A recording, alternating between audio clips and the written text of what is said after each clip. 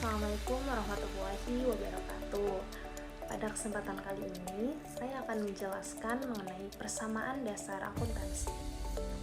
Sebelumnya, kita harus tahu nih, mengapa sih kita perlu belajar persamaan dasar akuntansi ini? Nah, karena persamaan dasar akuntansi ini merupakan dasar untuk melangkah ke dalam siklus akuntansi. Jadi, sebelum kita membuat jurnal dan laporan keuangan, kita harus tahu dulu nih dan harus paham dulu tentang persamaan dasar akuntansi. Maka dari itu, simak videonya baik-baik ya. Jadi, pengertian dari persamaan dasar akuntansi adalah dasar dari sistem pencatatan keuangan yang digunakan oleh perusahaan untuk mencatat dan melaporkan informasi keuangan yang selanjutnya disajikan menjadi laporan keuangan. Di dalam persamaan dasar akuntansi, yaitu kita memproyeksikan kekayaan, hutang, serta modal yang dimiliki perusahaan tersebut. Persamaan dasar akuntansi juga bisa memberikan gambaran besar tentang kekayaan perusahaan, hutang, dan modal. Selain itu juga digunakan untuk melakukan pembukuan sederhana perusahaan. Nah, jadi rumus dari persamaan dasar akuntansi bisa dituliskan dengan harta sama dengan hutang ditambah modal. Atau kata lainnya, harta disebut aset, hutang disebut kewajiban, dan modal disebut dengan ekuitas.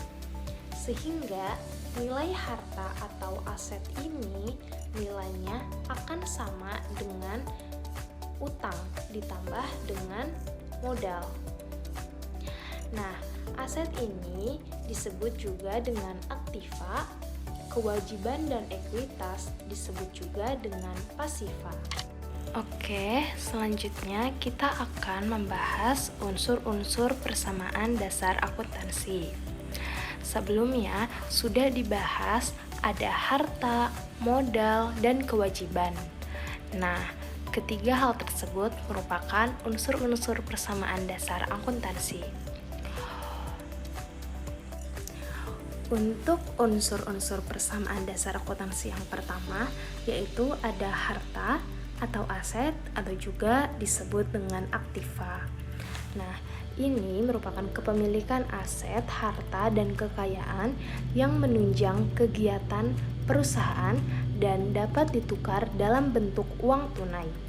Seluruh aset perusahaan merujuk pada sumber daya, baik fisik maupun non-fisik, yang didapatkan secara transaksional dan timbul dari aktivitas masa lalu. Nah, di sini ada bangunan, ada kendaraan, dan ada komputer. Ini semua bisa dinilai dengan uang. Maka, ini semua disebut dengan harta atau aset. Nah, harta atau aset ini dibagi lagi menjadi 3. Yang pertama ada aset lancar, aset tetap, dan aset tidak berwujud. Untuk aset lancar, yaitu harta yang habis pakai atau umur ekonomisnya kurang dari 1 tahun. Nah, jadi ini tidak bertahan lama. Jika dipakai akan habis. Contohnya adalah uang. Misalnya, saya mempunyai uang sebesar 200.000. Kemudian dibelikan barang dengan seharga 200.000. Tentu saja uang tersebut akan habis, sehingga uang disebut dengan harta atau aset lancar. Selanjutnya ada aset tetap, yaitu harta yang tidak habis pakai dalam 1 tahun atau yang umur ekonomisnya lebih dari 1 tahun. Nah, di sini contohnya yaitu ada bangunan. Tentu saja bangunan memiliki umur ekonomis yang lebih dari 1 tahun, terkecuali dengan kurun waktu hingga 5 tahun. Mungkin ada kerusakan dari bangunan tersebut. Oke, yang terakhir yaitu aset tak berwujud. Aset tak berwujud ini yaitu aktiva yang sulit diubah bentuk dan wujudnya atau non-fisik. Aktiva tetap tidak berwujud umumnya disimpan dalam bentuk dokumen dan wajib diperbaharui beberapa tahun sekali, tapi sulit untuk diubah menjadi kas. Nah, jadi aset tidak berwujud ini sebuah aset tapi tidak ada wujudnya. Misalnya yaitu hak cipta atau copyright dan nama baik perusahaan. Oke, selanjutnya akun-akun aktiva atau harta. Yang pertama ada kas. Nah, tentu kas ini merupakan akun-akun aktiva karena kas ini milik perusahaan. Seperti yang sudah dijelaskan sebelumnya bahwa segala sesuatu yang dimiliki perusahaan itu merupakan harta atau aktiva. Yang kedua ada tanah, bangunan, wesel tagih, piutang usaha, dan perlengkapan. Oke, yang kedua yaitu liabilitas atau utang. Nah, ini merupakan kewajiban yang dihitung setara nilai uang dan harus dibayar oleh perusahaan kepada pihak lain. Pihak lain yang dimaksud di sini bisa perorangan, perusahaan lainnya, bank, koperasi, maupun lembaga keuangan lainnya. Nah, mungkin sudah tidak asing lagi teman-teman ini dengan kata utang.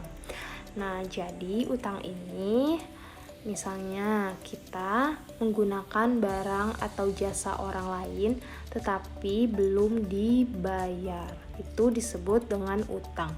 Sehingga setelah jatuh tempo, kita itu harus membayar dan melunasi utang tersebut. Nah, utang ini dibagi menjadi dua, yaitu utang lancar dan utang jangka panjang. Utang jangka panjang ini bisa disebut dengan utang yang kurun waktunya itu lebih dari 1 tahun. Oke, kita masuk dulu ke utang lancar. Nah, utang lancar ini yaitu kewajiban lancar atau kewajiban jangka pendek yang jatuh tempo pembayarannya kurang dari 1 tahun. Contohnya ada utang usaha, pendapatan dibayar di muka, dan utang dividen. Yang kedua ada utang jangka panjang. Nah, kewajiban yang jatuh temponya lebih dari 1 tahun. Biasanya kewajiban jangka panjang ini diambil perusahaan untuk pengembangan bisnis dan investasi. Contohnya ada utang hipotek, ada hutang obligasi. Selanjutnya yang ketiga ada modal atau ekuitas. Nah, modal atau ekuitas ini adalah kekayaan entitas bisnis atau modal terhitung dari jumlah aset yang telah dikurangi liabilitas. Nah, modal atau ekuitas ini dibagi menjadi 3. Ada pendapatan, beban, dan prive.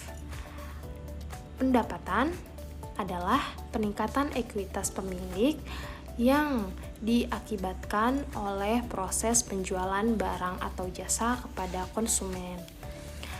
Selanjutnya ada beban. Beban yaitu aset atau jasa yang digunakan dalam proses menghasilkan pendapatan. Yang ketiga ada prive, yaitu pengambilan uang perusahaan untuk keperluan pribadi. Oke, selanjutnya kita masuk ke contoh soal. Untuk transaksi yang pertama yaitu pada tanggal 1 Juli 2024, perusahaan menyetorkan uang tunai sebesar 8 juta rupiah. Nah, kita langsung saja lihat di tabelnya ada aktiva dan pasiva.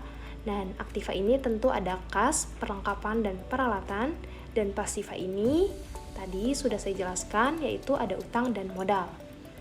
Dan di sebelah kiri ada tanggal transaksinya. Nah, untuk tanggal transaksi nomor pertama yaitu ada pada tanggal 1 Juli 2024. Perusahaan menyetorkan uang tunai sebesar 8 juta rupiah. Nah, maka transaksi ini akan mempengaruhi aktiva. Kas 8 juta bertambah dan pasiva modal bertambah 8 juta rupiah. Bisa langsung dilihat di tabel yang sudah ada di monitor.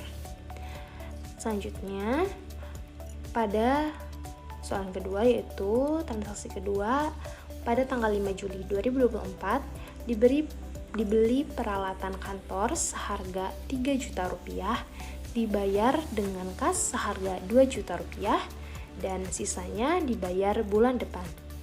Kita masuk ke kolom yang kedua yaitu pada tanggal 5 Juli 2024 ya. Nah, pada transaksi kedua ini akan mempengaruhi aktiva kas berkurang 2 juta rupiah karena pada transaksi kedua ini kan perusahaan membeli peralatan, jadi kasnya akan berkurang 2 juta rupiah dan aktiva peralatan akan bertambah 3 juta rupiah. Kemudian pasifa utang akan bertambah 1 juta rupiah. Nah, setelah transaksi ini terjadi pada tanggal 1 dan tanggal 5 Juli 2024, maka kas akan berubah sebesar 6 juta rupiah dan peralatan berjumlah 3 juta rupiah dan utang akan 1 juta rupiah dan modal sebesar 8 juta rupiah. Selanjutnya, kita masuk ke transaksi yang ketiga. Pada tanggal 10 Juli 2024 dibayar hutang kepada kreditur sebesar Rp800.000. Nah, pada transaksi ketiga yaitu tanggal 10 Juli 2024.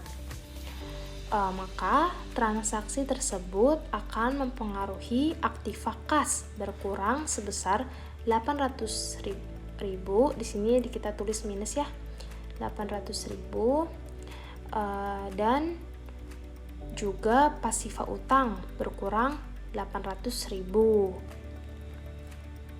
Setelah transaksi yang terjadi pada tanggal 10 Juli 2024, maka akan terjadi perubahan pada aktiva sebesar 5.200.000 dan pasifa utang sebesar 200.000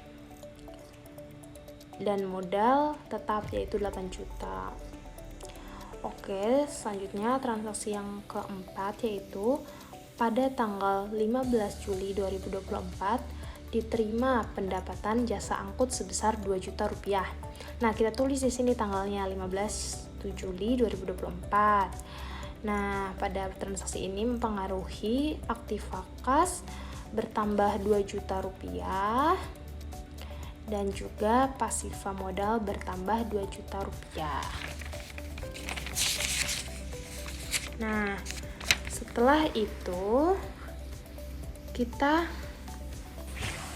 itu langsung saja dijumlahkan kolom aktiva, kas dan peralatan. Kas yaitu sebesar 7.200.000 ditambah peralatan sebesar 3 juta dan sedangkan kolom pasifa yaitu utang ditambah dengan modal 200.000 ditambah dengan 10 juta rupiah dan menghasilkan total aktiva yaitu 10.200.000 dan pasifa 10.200.000. Nah, karena total aktiva dan pasifa sama, maka persamaan dasar akuntansi tersebut sudah benar.